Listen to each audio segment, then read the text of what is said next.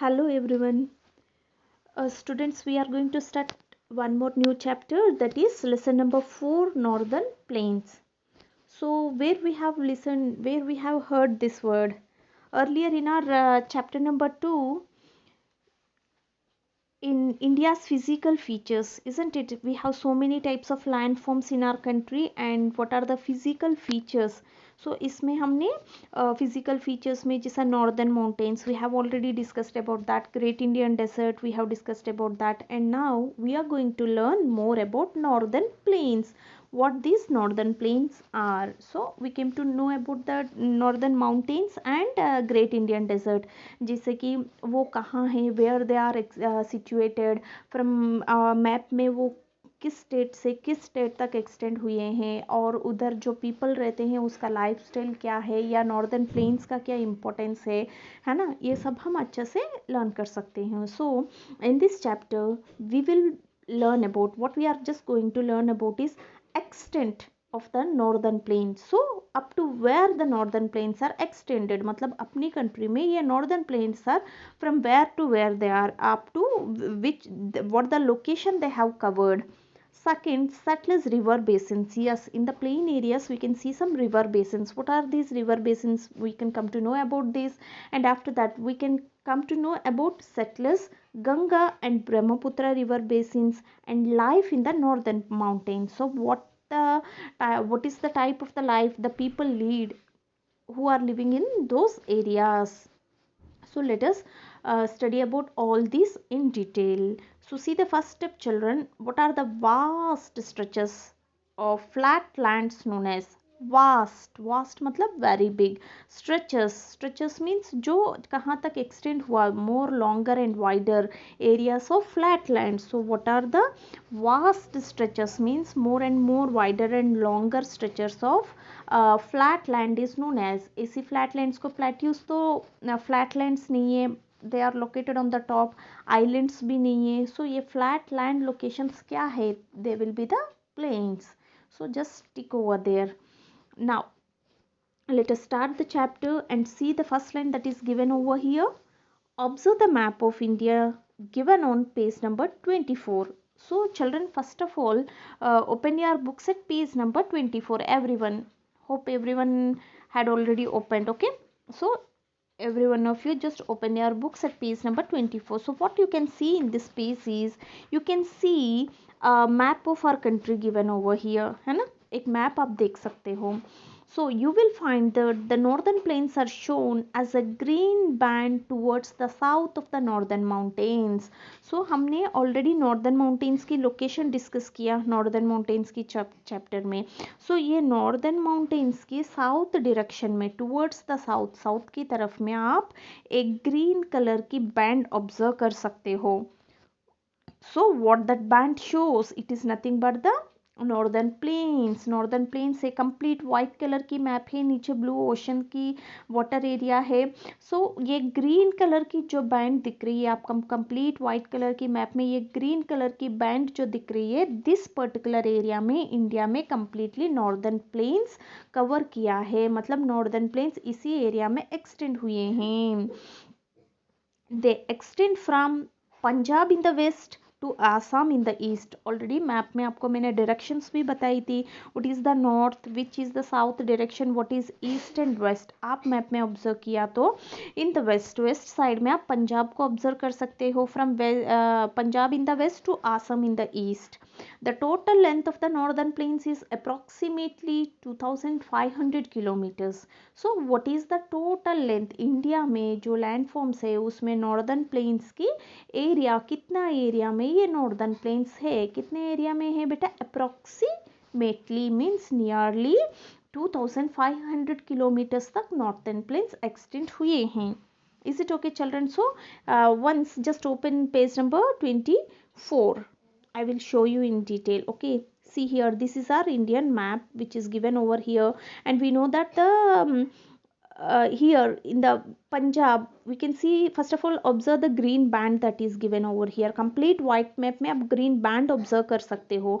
Now in the west direction, see I have made a mark with a pencil mark की थी मैं. from west में पंजाब से लेकर और up to Assam in the east, this is the east west and ये north and south. सो ये waste में पंजाब से लेकर ईस्ट में आसाम तक नॉर्दर्न प्लेन्स एक्सटेंड किए हैं। देखो क्योंकि स्टार्टिंग कहाँ से हुआ, पंजाब से, and they ended till Assam. So this is the area where the northern plains are covered. So ये एरिया में कंप्लीटली आप नॉर्दर्न प्लेन्स को ऑब्जर्व कर सकते हो। एंड इनकी एक्सटेंशन एरिया कितना है, exactly 2500, approximately it will be 2500 kilometres. Is it okay children? Now let us move to the chapter again. So moving ahead into the second paragraph, what we can see here is the northern plains are drained by many rivers. Yes, ये northern plains की इधर मतलब they are drained by means they are watered by many rivers, बहुत सारे rivers की water इधर आता है। That's why most of the northern plain area will be drained by so many types of rivers, बहुत तरह के rivers से drain out हुआ है। These rivers originate, these rivers originate, originate means from where they starts, the starting point। ये rivers कहाँ से आते हैं, ये northern plains की तरफ बहुत सारे rivers आके water area को complete drain कर लेते हैं। So from where these rivers are coming, these rivers originate, these rivers are coming from the mountains and bring with them, ये माउंटेन्स से आते हैं सारे रिवर्स और उनके साथ कुछ लाते हैं। क्या लाते हैं? Silt. First one it is silt, sand, stones and clay. Clay तो पता है आपको, है ना, टाइप्स ऑफ सॉइल में हमने क्ले सॉइल क्या है वो पता है आपको। स्टोन्स पता है, छोटे छोटे पत्थर वगैरह, क्योंकि जब माउंटेन एरिया से ऊपर से नीचे तक फ्लो होते आते हैं तो कई बार वाटर फ्लो से, विंड की वजह से छोटे छोटे पत्थर भी वाटर के साथ आ जाते हैं। सैंड ऑब्वियसली मिट्टी। Now what is this silt? ये सिल्ट क्या होता है? सिल्ट भी लाते हैं ये रिवर्स जो भी ओरिजिनेट होते हैं, they will also bring silt along with that. Silt क्या है? सिल्ट भी एक तरह की सैंड, मड, मतलब मड जैसा ही होता है। ये कहाँ कैसा आते हैं?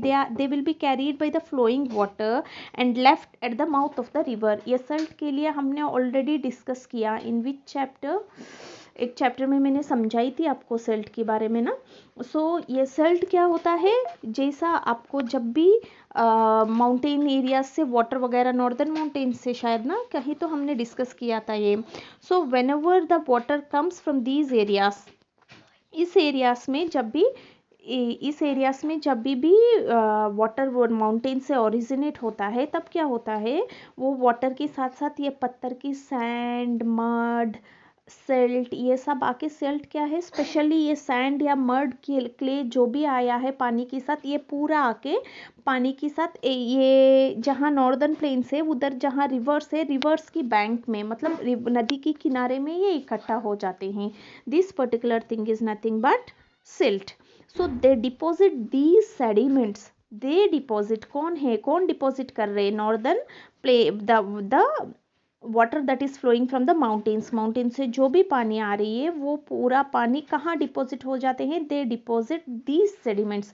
सेडिमेंट्स क्या होता है बेटा? कभी भी कोई भी लिक्विड में, लिक्विड के साथ साथ नीचे जो सेटल हो जाते हैं, जैसे आप मड्डी वाटर लीजिए, कोई स्ट्रेनर में वाटर फिल्टर करके देखिए क्या होता है, पूरा, या मड्डी वाटर ग्लास में रखा और थोड़ी देर उसको हिलाने के बिना रख दीजिए, नीचे पूरा सैंड हो, मड हो, छोटी छोटी क्ले हो, वो सब उधर सेटल हो जाते हैं। तो नीचे सेटल हुआ पोर्शन को हम सेडिमेंट्स बोलते हैं।